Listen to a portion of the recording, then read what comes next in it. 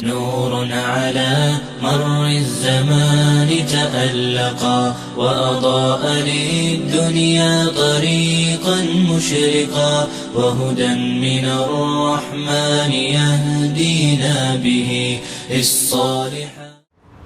Бисмиллахи рахмани рахим. Ассаламу алейкум, уважаемые братья и сестры по вере. А также я приветствую всех тех, кто хочет познать о возможной принять религию ислам. В этой и последующих передачах мы постараемся рассказать вам о том, как зарождался ислам, об исторических фактах и событиях, о предписаниях и ценностях религии ислам. Что, собственно, знает о религии мусульман обычный обыватель?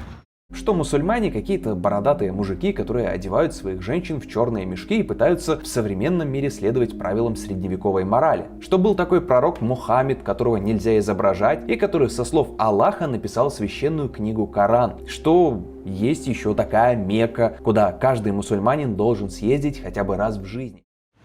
Как видите, не очень многое. Есть и более радикальные мнения. Но цель нашей передачи не в опровержении стереотипов в отношении ислама и мусульман, а в религиозном и культурном просвещении. Естественно, мы не сможем за короткое время в рамках одной передачи рассказать все о величии и значимости ислама. Но в каждой отдельно взятой передаче мы будем поднимать наиболее интересные темы. Сегодня мы расскажем, что такое ислам и как он зарождался.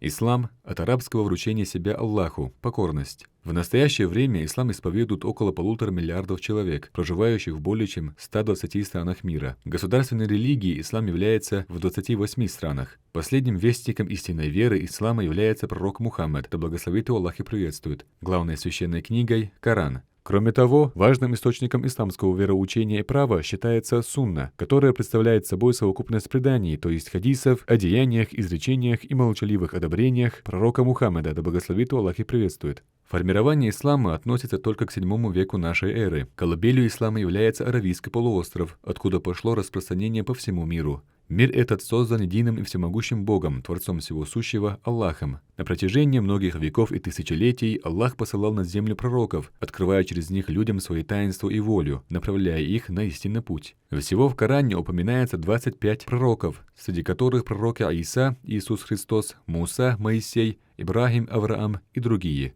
Последним пророком является Мухаммад, да благословит его Аллах и приветствует, последний вестник истинной веры. Большая часть Аравийского полуострова, на территории которого зародился ислам, представляет собой пустыню. Плодородные земли расположены только в прибрежной полосе Аравии. Жители этих регионов исторически выращивали зерно, финики, виноград, пряности, а также разводили скот, в особенности овец и верблюдов. На побережье Аравийского полуострова в глубокой древности возникли первые города, которые постепенно росли и развивались. Торговля осуществлялась со странами Средиземноморья, Африкой, Индией. Зарождение религии ислама коренным образом изменило судьбу народов, живших в Аравийской пустыне, и сыграло в их развитии объединяющую и цивилизационную роль. Первоначально, как и другие народы древности, бедуины исповедовали языческие культы, поклонялись силам и явлениям природы, в том числе солнцу и луне. Именно ислам стал силой, объединившей все племена в рамках принципиально нового государственного устройства. Пророк Мухаммад, да благословит его Аллах и приветствует, родившийся и живший в аравийском городе Мекки, был по своему происхождению из племени курайшитов. В детстве и юности Мухаммад занимался пастушеством, а также принимал активное участие в караванной торговле. Когда Мухаммаду исполнилось 40 лет, Всевышний Аллах даровал ему пророческую миссию.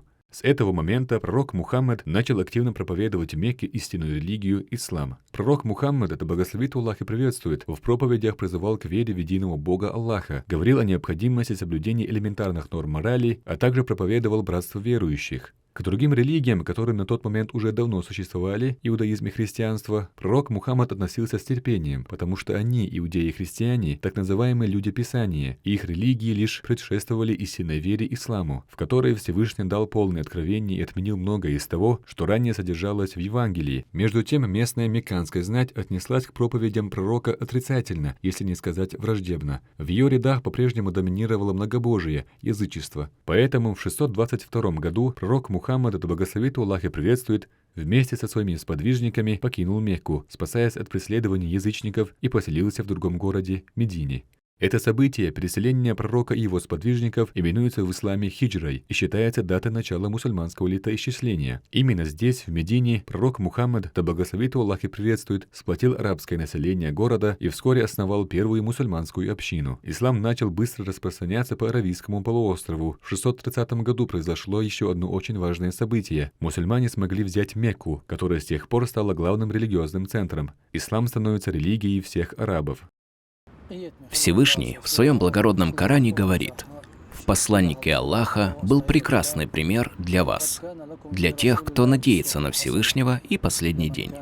Также Всевышний, говоря о нраве своего посланника, говорит: «Воистину, твой нрав превосходен». Передаются слова Аиши, да будет доволен ею Аллах. Говоря о характере пророка Мухаммада, да благословит его Аллах и приветствует, она говорила, что нравом его был благородный Коран. В соблюдении всех предписаний Всевышнего, в оставлении запретного, в возвеличивании Господа для всех примером был пророк Мухаммад, да благословит его Аллах и приветствует. Посредством ангела Джабраиля в течение 23 лет Всевышний ниспосылал пророку Мухаммеду, да благословит его Аллах и приветствует, Коран. Коран – это вечное слово Всевышнего. Первоначально, при жизни пророка, содержание Корана передавалось из уст в уста, по памяти. Аллах – единый и всемогущий Бог, Творец всего сущего. Аллах есть абсолютный владыка мира, Он всеведущ. Каждая вещь свидетельствует о могуществе Аллаха, о Его премудрости, абсолютном совершенстве и абсолютном единстве. Ислам признает ряд книг Ветхого Завета: Тоуру, Таурат, ниспосланную Всевышним пророку Мусе, то есть Моисею, Псалтырь, Забур, ниспосланную Всевышним Давуду, то есть пророку Давиду, а также Евангелие, Инжиль, ниспосланные Всевышним Аллахом пророку Аисе, Иисусу Христу. Но только Коран, оберегаемый Аллахом, сохранился полностью в том виде, в каком он был ниспослан свыше. Пророки — это посланники Всевышнего. Они открывают людям таинство и волю Аллаха, направляют людей на истинный путь, который в итоге и приведет их к спасению в раю. Существует две категории пророков: наби, то есть, собственно, пророки, и расули, то есть посланники Аллаха. В отличие от посланников, обычный пророк не приносит новый закон людям, а лишь подтверждает уже ранее известный людям закон. Посланниками считаются Нух, библейский Ной, Ибрахим, Авраам, Муса, Моисей, Иса, Иисус Христос и Мухаммад, да благословит Аллах и приветствует.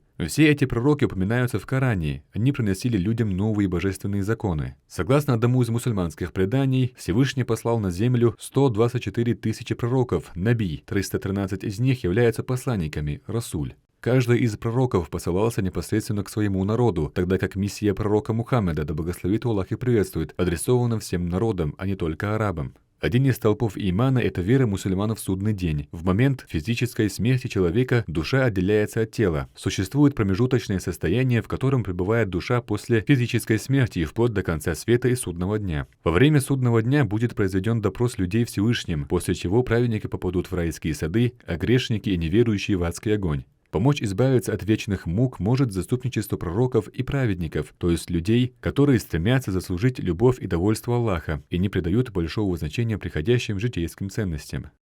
Первое, что обязан сделать совершеннолетний разумный человек, до которого дошел призыв ислама, произнести шахаду. Шахада – это свидетельство, после произнесения которого человек становится мусульманином. Необходимо произнести следующее. «Ашхаду ан ла илляха илляллах, ва ашхаду анна Мухаммадан Расулуллах». Я свидетельствую, что нет никого достойного поклонения, кроме Аллаха, и я свидетельствую, что Мухаммад – его посланник. Шахада – это ворота в ислам, слова, которые делают человека членом исламской уммы. Совершение намаза является вторым столпом религии ислам. Его обязан совершать каждый совершеннолетний, находящийся в здравом уме мусульманин. Намаз предписан верующим в Коране, а способ его совершения дошел до нас от пророка Мухаммеда, да благословит его Аллах и приветствует. Мусульмане совершают обязательную молитву, намаз, 5 раз за сутки. На рассвете, в полдень, после полудня, вечером и ночью. Он обязателен в любых условиях, даже во время болезни, в пути и на войне. Ежегодное соблюдение поста в месяц Рамадан. Соблюдение поста предписано мусульманам в благородном Коране. Пост – это воздержание от еды, питья в светлое время суток от рассвета до захода солнца. Он призван очистить человека от грехов, позволить ему с помощью отказа от удовлетворения потребностей тела устремить все свое внимание на исполнение религиозных обязанностей и поклонение Всевышнему Аллаху. Выплата закята – это обязанность, один из столпов ислама, а не просто добровольное милостиня или пожертвование. Состоятельные мусульмане один раз в год обязаны выплатить в пользу бедных 2,5% от своего имущества. Истинным владельцем всего, что у нас есть, является Всевышний Аллах. Если вам Всевышний дал больше достаток, чем другим мусульманам, то на вас ложится обязанность поделиться излишками с теми, кто нуждается. Хадж – это паломничество в Мекку в месяц Зуль-Хиджа, который раз в жизни обязан совершить каждый мусульманин, имеющий материальную и физическую возможность сделать это. Хадж служит напоминанием верующим о судном дне, когда все люди предстанут перед Всевышним Аллахом в ожидании того, что им придется держать в ответ за все, что они совершили. В этот день человеку не поможет ни его происхождение, ни накопленное имущество. Это возможность заслужить прощение грехов, переосмыслить свою жизнь и изменить ее к лучшему.